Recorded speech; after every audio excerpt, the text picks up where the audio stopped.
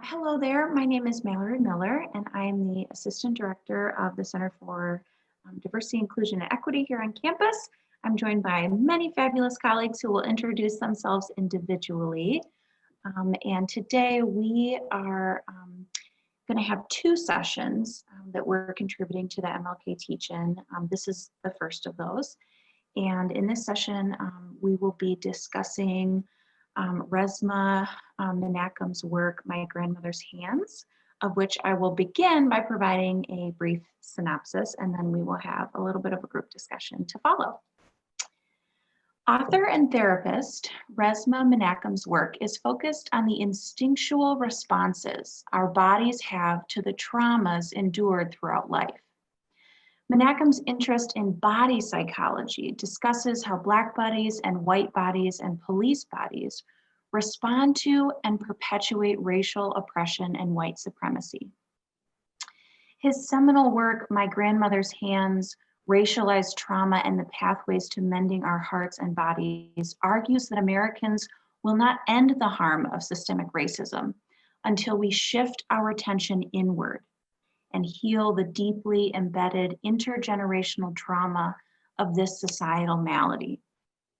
Menakem summarizes his text this way, quote, "My Grandmother's Hands is about our human bodies, about how trauma affects them, about how that trauma is passed down through the generations, and about how resilience and trauma interact. The same bodily forces that make us resilient can also encourage us to harm one another," end quote. This text encourages readers to shift their perspectives to recognize white supremacy not as a solely cerebral manifestation, but to focus awareness on how white supremacy manifests itself inside our physical bodies. Throughout My Grandmother's Hands, Menakem offers techniques to focus that awareness and perform individual and communal practices of healing and body-spirit alignment. He calls us to heal ourselves, white, Black, and police bodies alike, so that we may halt the transference of trauma to new generations and re-energize ourselves for the long-term work of deconstructing systemic racism in American society. The Jane Hibbard Idema Women's Studies Center offered students, staff, and faculty the opportunity to read and explore this book together this fall. And today, some of us will come together from that group and share our thoughts on the text and what drew us to this work with you during this recording. In two segments, we're going to try to trace the book's movement from head to body by first giving an overview of racialized trauma, and then offering a couple of the practices that Menakem shares for settling our bodies and healing this trauma, and that will be in a second recording. So with that, I think we will go around and introduce ourselves and just give a brief explanation of what kind of drew us to the book group, and then we will have Marilyn take it away in leading our discussion. I've got Jen on my screen. Do you want to go first, Jen? Oh, sure. Hi there, my name is Jen Lendrum. My pronouns are she or they. I am in the Department of Sociology. My research examines both social and economic strategies that are used to get by or to make ends meet. And it also looks at the ways in which trauma affects everyday lived experiences. So trauma could be racial or gender discrimination, long-term exposure to violence, housing instability, lack of connectivity, and so on. And so that's what drew me to this text and the work book group together.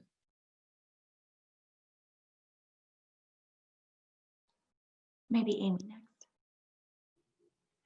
Hey everybody, I'm Amy Dunham-Strand. I teach in Women's Studies and in our Gen Ed programs, and I direct the Women's Studies Center and the Women's Studies program.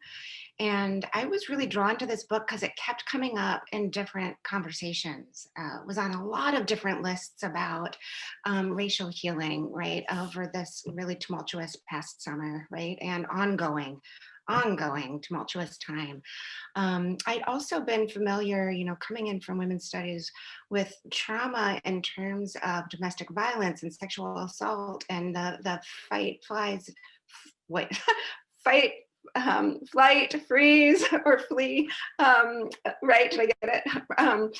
Yeah, but then thinking about it in terms of the history of racism and white supremacy in our country was a new way of thinking about trauma for me. So, so I was really glad to be able to explore this book more deeply with colleagues, students all around. Steph, do you want to go next? Hi, I'm Stephanie Boudelier. I'm in the School of Education. And not only was I drawn to this book from my own personal growth and understanding, but also from the lens of teaching K-12 educators and constantly making sure that they're aware of the trauma and the racial social justice lenses that need to be supported with their students. So making sure that our in-service and pre-service teachers at Aquinas College are fully prepared for this, in that not just K-12, but also preschool settings is a very important piece as we move forward to not only heal ourselves, but heal each other and support each other. Hey, my name is Marilyn Buford, pronouns she, her, hers. What drew me to this book was I actually used this book in one of my classes to talk about some of my research interests, which happens to be epigenetics and race-based trauma. I'm very interested in how racism affects Black individuals on a genetic level as well as on a psychological level. And I really do believe that Menachem does a really good job of conceptualizing what that is like with a mental health perspective, while also being grounded in compassion and empathy. So I wanted to get together with colleagues and other people to hear some other ideas and kind of get an idea of what others' thoughts were about this book who have read it, because it definitely is a different way of looking at how racism impacts us in the West. I shared my introduction. I'm Mallory Miller, she, her, from CDIME. And I resonate a lot with what everyone said, particularly Marilyn. 2 years ago now, I think, I went to a full day long discussion and lecture series with Dr. Joy DeGroy around her book about post-traumatic slave syndrome. And one of the most fascinating takeaways for me, and I think one of the most difficult to sit with, was this notion that trauma can actually be passed on to our children and our children's children, regardless of what they experience. We give it to them. And so that's the whole notion behind DeGroy's work with post-traumatic slave syndrome, right? Is that community is continuing to pass on this trauma, regardless of how much we try to heal or remove or correct or right. And so I just thought a continuation of that conversation was this book, and thinking about, we spend so much time thinking about internal biases that are in our minds and in our hearts, right? And cultural things that we learn that are also passed down, right? But then to spend a moment and remove from the head side of that and focus on the body side and how we might heal in that way, because I think we can all resonate with, when you experience something emotional, you feel it. You feel it in your heart racing, you feel it in your hands getting shaky or clammy, right? Your body is so tied up in what our minds do, but we rarely connect those two or bring awareness to that. And so I was just fascinated by that. It was a fascinating read as a white woman, and thinking about how my body is bound up in my supremacy of white body supremacy that Menachem talks about, right? And so how do I learn some of those lessons so that I can mitigate as much as possible any transference of that supremacy to my children and their children, right? So just fascinating, and it was wonderful to share with colleagues. So I'm very excited to chat today. And Marilyn, our expert in-house of trauma and all things mental health, we're so happy to have you and fortunate. So take it away, friend. Thank you. So, as I mentioned earlier, the one thing that really drew me to this text is that Menachem really focuses in on white supremacy or white body supremacy, as he talks about in his book, as being an issue that needs to be addressed from more of a trauma focused lens, meaning that regardless of who you are, whatever race you are, you could be white or black, or he does dedicate a good chunk of his book to police bodies as well, um, to understanding that there is a trauma component, and that regardless if the trauma was done to you or you were a witness of the trauma, you still have been traumatized. Looking at it from Black bodies being the victims of white supremacy or white body supremacy, uh, being the ones who were assaulted during slavery, who were lynched, who were killed, who were maimed, drowned, families separated. It's easy to conceptualize how that is traumatic. Um, what white body supremacy also did, though, was justify it. And so, in order to have the ability to do those atrocities to other people, there had to be some sort of, excuse the noise, I don't know what's going on out there, um, but there had to be some sort of justification done to minimize that. And so the dehumanization adds to that trauma. And ironically, it feeds into white body supremacy and white people's trauma. We don't often think about what it was like for white people during the 1920s or the early 1800s to see Black people lynched, to see them burned, to see them pulled apart, to see them snatched, their babies snatched from other adults who were their caregivers. And in many ways, what we fail to look at in terms of trauma and with white bodies is that there is trauma there. If you were to see someone who was maimed or hurt or killed, that impacts, right? Like that's just what the human response is. What the insidiousness of white body supremacy, though, is that that dehumanization component is therefore used to help make white people or white bodies rationalize, which is a trauma response, right? Like whenever we've been traumatized by something, we have these reactions, whether it be to push it away or react. And that is just a way to protect the body. That's a way to protect the mind, because going to that moment or revisiting that pain is honestly too much. And so it helps to be able to say, oh, well, they deserved it, or if only they would have complied, or maybe they could have done this differently. That's just trying to make sure that the white body at least feels like there's some sort of control, because when you've been traumatized, you feel as though the control has been removed from you.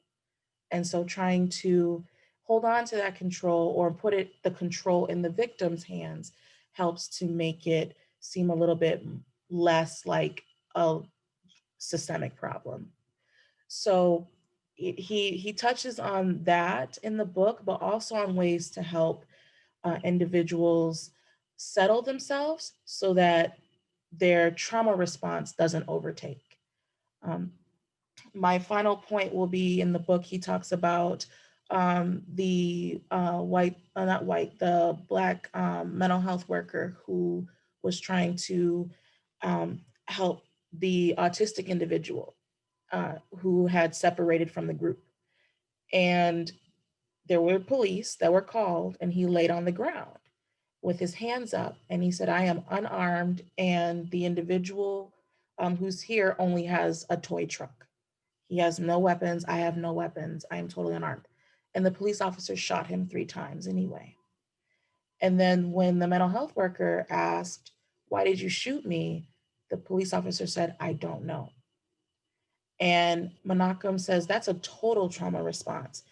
And with me making sure that I manage my own response to that story, because my own response is anger, but there's truth in that, right? like no, like to just respond in that way, what was triggered. And so I like that he posits this alternative way to looking at healing from racial trauma, because then it can help us move forward and moving from a fight to end racism to hopefully heal it. Thank you, Marilyn. I was wondering if you could expand. The other day, we talked a little bit about kind of that secondary trauma of viral videos and kind of bringing it forward to today and how that trauma affects us in a virtual world. So would you mind mentioning or discussing that a little bit as well? Absolutely. So those videos are in essence like a double-edged sword, right? On one hand, unfortunately, we need some sort of evidence to show. Gosh, they're so loud. I don't know what's going on. I'm so sorry. But we need some sort of evidence, right? To show like this is what happened from start to finish, because white body supremacy insists that the victims or of who are Black bodies, there's always something inherently wrong, or they could have done something differently or better. And so to have something from start to finish helps to paint an accurate picture of what happened. On the flip side, though, with those videos going viral and being shared, people are constantly being subjected to seeing white bodies dying, not white bodies, Black bodies dying, um, and Black bodies screaming, children crying. And then along with that, not really taking into consideration the families who see their loved ones in that position, or if they survived, to see themselves in that position. And so it is secondary trauma. It's re-traumatizing over and over and over again. And that has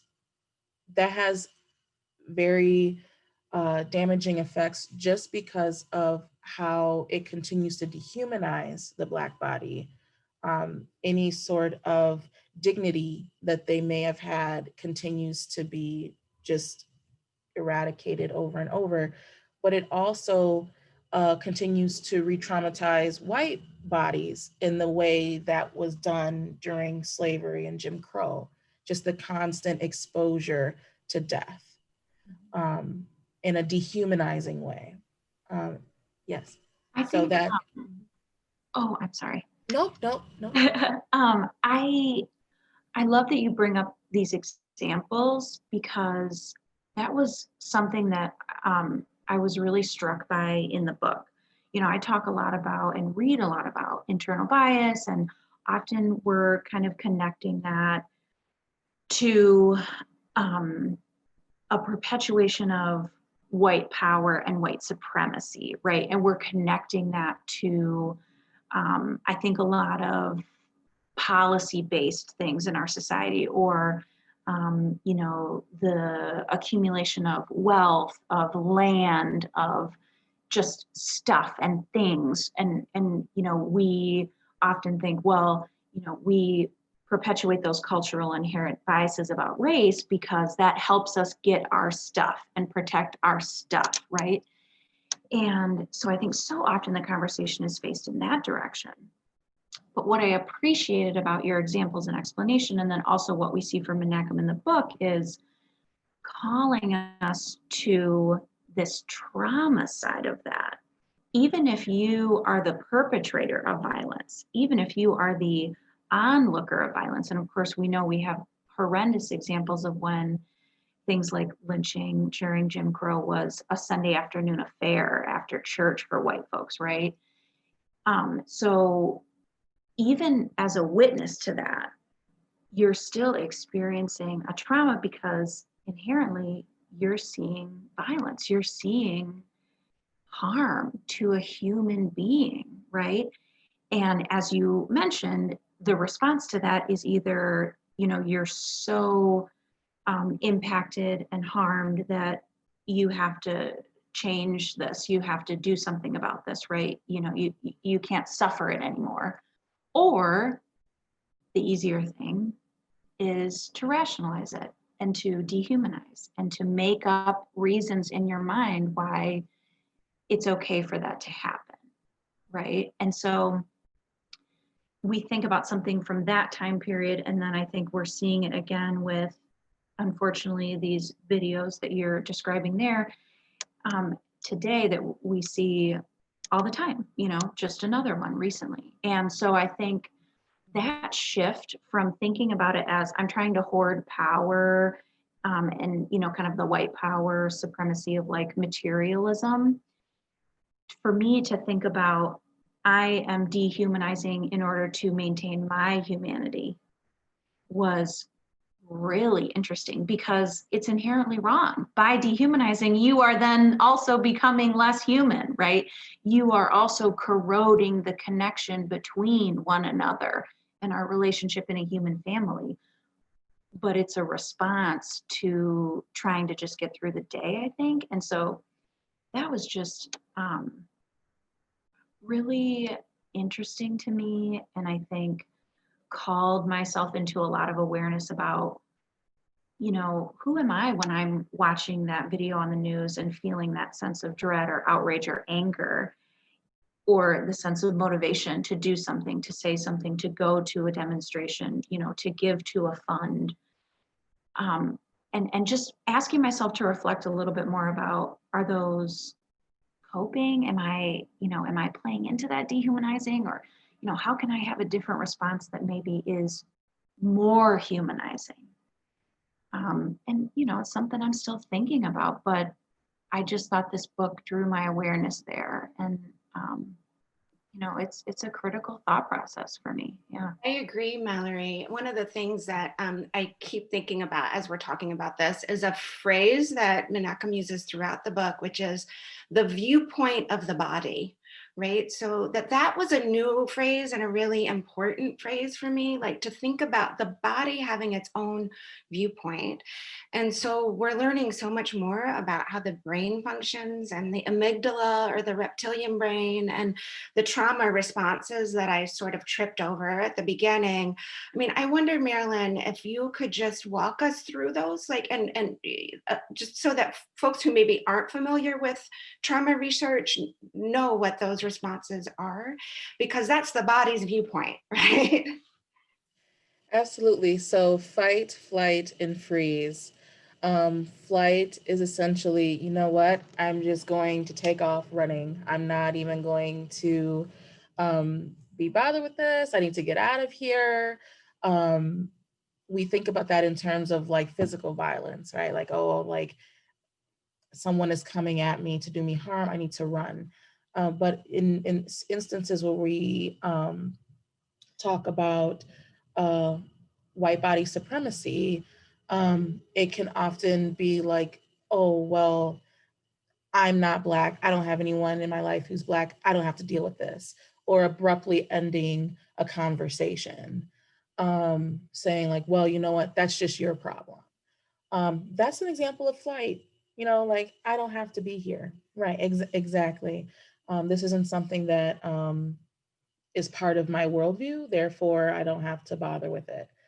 Fight is essentially dangerous coming towards me, and I have to defend myself, regardless of what that looks like. That oftentimes we think of physical again, but in instances, like sometimes it's just the vitriol that goes back and forth with, like when we think about uh, a lot of the white men who go and shoot up the churches or do bombings. Very confrontational, very aggressive. And that is a way of being like, I still have power, right?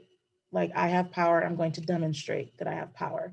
And it's not to say that though predominantly white men, it's not to say that they have been traumatized and then therefore, like, by seeing something and they're like, oh, I need to defend myself or defend this Black body.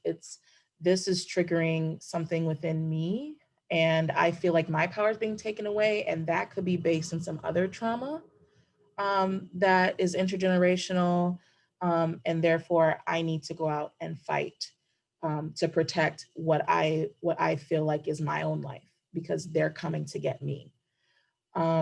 Freeze is essentially just, it's the body's way of just stopping everything. Like, it's like, yep, like, you know what? I need to stay as still as possible because hopefully the trauma or the danger will pass over me. It's also one that tends to foster a lot of shame, because when we think about bad things that happen, it's kind of like, oh, I should have done this, or I could have done this. Instead, I just froze. And freezing is actually like a very um, it's a very valid way of protecting yourself, right? Because sometimes the danger might just pass over you. Sometimes you don't, like, you're no longer an interest. It's in that helps. Freezing also brings about a lot of shame, and just in thinking about with white bodies who freeze.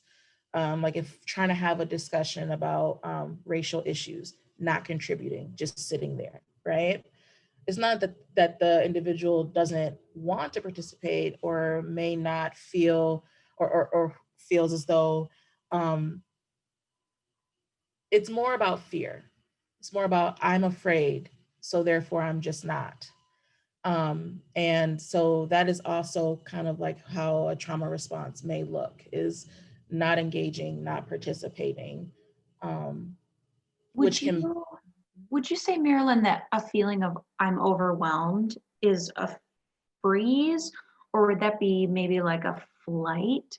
Because I think that's something probably all of us can resonate with that. Like, I'm just overwhelmed by the images. I'm overwhelmed by the information. I'm overwhelmed with, these narratives that I'm hearing. Or a lot of times, when I facilitate different of our workshops in CDI&E, people say they express a feeling of overwhelmed, like, I don't know what to do with all of this that I'm feeling or hearing or whatever. And listening to you now, I'm like, oh, okay, this is a response. This is like a trauma response because you're learning information that's hard for you, right? Do you feel like a sense of overwhelmingness is maybe more flight, or is that more a freezing? Or maybe it doesn't matter. I think it could be either or, and in a lot of situations, it can even be fight. There are times when we've just had it, right? And for some people, that means, like, you know what, I'm overwhelmed. That means everything needs to stop, right? And so in conversations that include race, or talk about race, when people shut down, right, it essentially is like a shutdown. Flight, like, if you're overwhelmed and you're like, you know what, I just got to get out of here. And a lot of times the people have just reached their cap. They just can't keep going. Um, and it becomes physically uncomfortable for them to stay in that spot. So that's why they get up and go.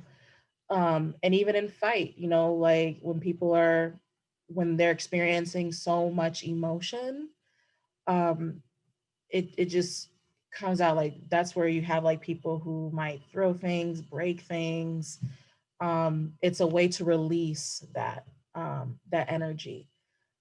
So it can definitely, being overwhelmed, I personally think, can definitely manifest differently in the three different methods of managing trauma responses.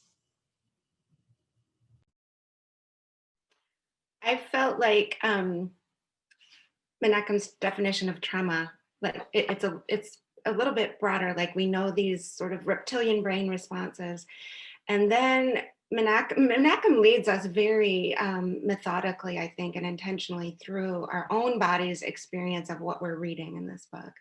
Around page 125, he gets to this definition: drama is anything the body perceives as too much, too fast, or too soon. Whenever trauma is involved, the first step in mending any relationship or any emotional dysregulation involves working through that trauma. And in order for someone to do that trauma work, he or she must first learn to slow down, observe his or her body, and allow it to settle. A settled body helps the other bodies it encounters to settle as well. This is why a calm, settled presence matters so much whenever we're around other bodies in a partnership, a family, a brotherhood, or a community. And so I think that's where these body settling practices for us as individuals, and then for us in communal situations, come in as so important, because it helps us to pay attention to what's going on in our body and those trauma responses, that the flight, fight, or freeze that are evoked. Which might be a good segue into our next section. Yes, I think so. I think so. Yeah. Because I think it also, and we'll talk about this, but creates connection between a group. So an individual activity is then an outreach into restoring a little bit of that humanity and connectivity between us. So yeah. Oh, Marilyn, thank you so much for joining us and sharing. We appreciate your voice. And Jen and Steph and Amy, thank you so much.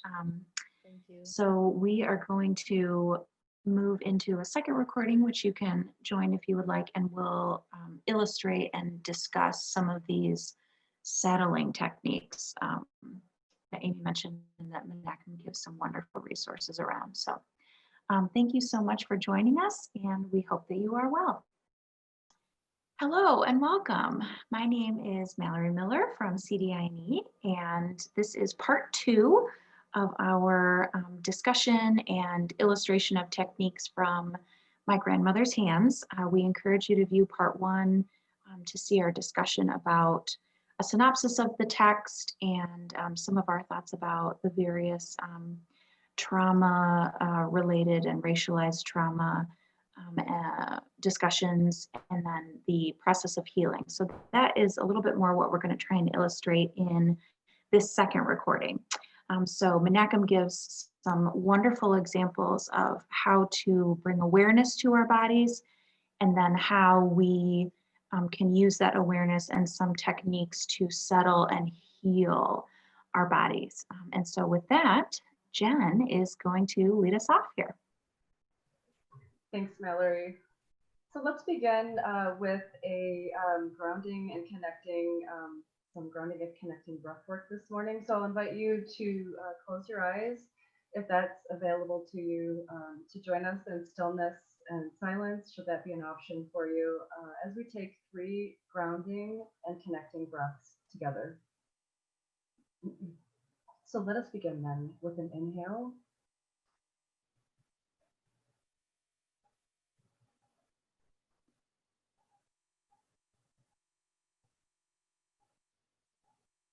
Again, inhale.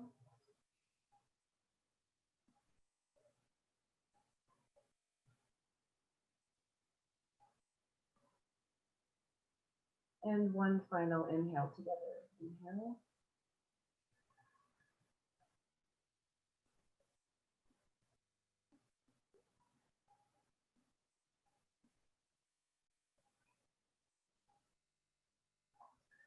So now that we are grounded together and connected, we will together go through the 5 anchors that MLK suggests in his text. So these are anchors that help us to secure us or to anchor us into our own bodies, and to help us work through in a clean way the pain that we each have within our bodies in different and racialized ways. So we'll begin then with the first anchor. The first anchor is to settle the mind and the body, to create some space and some time to establish some peace within yourself. So this might look like a breath work, which we just did. It could also look like a simple grounding activity, such as what I like to do is to be barefoot and to be outside barefoot when possible, as it's very grounding. For me, it helps me to settle myself into my body. It helps to settle the mind in alignment with the body as well. And the second anchor is just to notice the sensations, emotions, without reacting to them, and So this can mean like just paying attention to where your clothes touch your body, where your socks touch your ankle, where your pants touch your leg. It can mean paying attention to where your back is on a chair or where your seat is on the seat of a chair. It can mean also that when you start to notice constriction, say, I notice it in my shoulders a lot. I don't judge it, just try to stay with it and then and continue it without reacting to it. As thoughts and emotions and possible reactions arise, don't run off. Don't run off to them. Try to bring yourself back to your body and stay in your body. Anchor 3 is using that notice, that awareness from Anchor 2, and you're moving into accepting the discomfort that you've become aware of and that you're feeling, and to sit with it rather than trying to flee. So often when we talk about difficult things, obviously the book highlights racial trauma and white supremacy. That creates a sense of bodily discomfort. Maybe our palms are sweaty or our heart starts to race, right? And our comfort response is, I want to flee. I want to get out of this conversation and these feelings. And as we talked about in session 1, that is very much a trauma response, is to remove my body from the discomfort of this moment, right? It's what Menachem would respond as too much too fast, his definition of trauma there. We have information or images or feelings coming too much too fast. We are uncomfortable. And so what Menachem is encouraging us to do in order to move through in a clean way, to resolve this pain, to heal this trauma and discomfort, is to react protectively, not defectively. It is an acceptable and a right response to sit in that moment. How might you do that? Sitting Shiva, listening, being open, listening with Ting, I love, with your heart, with your mind, with your spirit, listening for empathy, leaning into the feeling, exploring more. Where is this discomfort coming from? Are there particular nuances of this discomfort that are really resonating with me? So accepting it, trying not to feel shameful for what you're feeling, and really leaning into exploring this discomfort so that we can process through the remaining anchors and heal ourselves cleanly. Menachem's fourth anchor, which responds to how to deal with pain in that clean way, such as Mallory said, is staying present. So feeling that ambiguity and that discomfort, and looking at anchor 2 and 3 almost as an iterative process, as a cycle.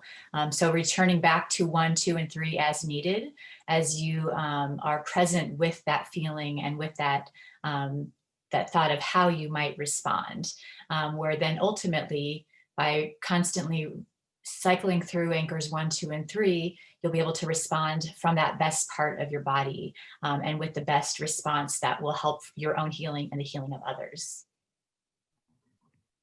The fifth and final anchor is to discharge. So once you've gone through the 4 anchors, or perhaps in this iterative way, the first 3 anchors making it to the 4th anchor, then discharging any excess or remaining energy.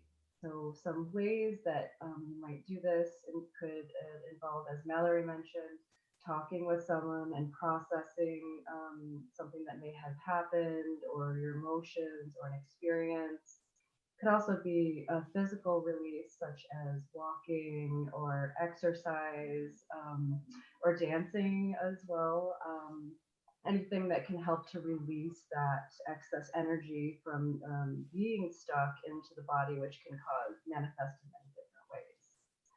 And so what we'll do then, we'll model this discharging, the 4 of us together. One of the ways that we can discharge is simple and involves moving the shoulders up and down, and in addition to some of the other ways. And so we decided that today we'll do the shoulder movement. We'll do this 10 times together as a way to discharge this experience together. So shall we do that together? Okay. Let's go then. Let's begin. So we'll one shoulder, 2, 3. Feel free to add some personal 4 in there. 5, 6, 7, 8, 9, 10. And already you can sort of see among us that how this has lightened the load a little bit for us. Absolutely. Well, thank you all, Jen, Amy, Steph, for joining. We hope that you can take away some of these tangible methods for healing and re-energizing yourself. I'm just going to recall back to something that Marilyn said from our session 1, which was, we talk about the fight against racism. That's an inherently aggressive term, right? And I think what all of us were really touched by in this book is Menachem's call to heal, to re-energize, to restore, rather than to fight. And so we encourage you in this upcoming time to use some of these techniques. We thank you for watching, and we wish you the very, very best. Thank you.